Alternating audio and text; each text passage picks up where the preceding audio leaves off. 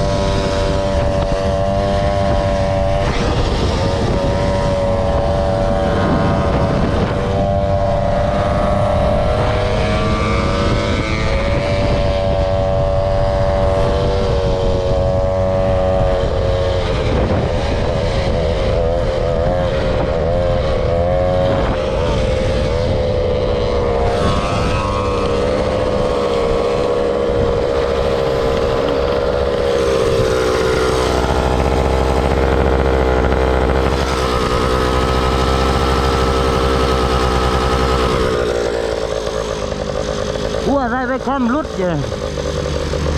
ไอ้วัวได้ไปค้ำมาไหนเราอะวัวไอ้จุกได้ไปค้ำอะไรวะ ข้อมือ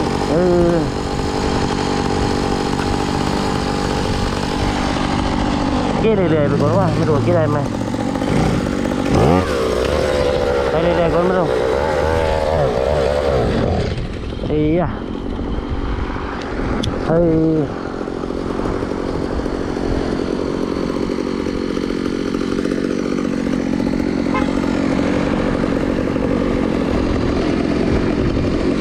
จุกสายไปค้ำมันหัก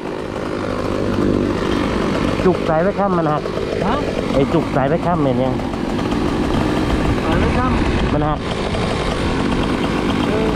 ดับสารน้ำมันไอ้นี่มีส่งอะไรเพื่อนมา แต่ว่าเดี๋ยวเอาขึ้นรถก่อนว่า ไม่เอาความไม่เอากระบูมาดิ ไม่กาบูพวกนู้นมีไม่เป็นไรเดี๋ยวค่อยถอดบิดถอดแล้วก็เสียบขี่ได้ไหมวะ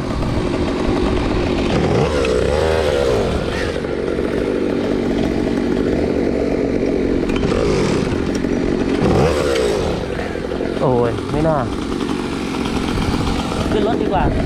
เดี๋ยวก็ไปเอาไอ้เสือของไอ้นู้น จอดปั๊มไหม ได้ถึงนู้นก็ได้ เ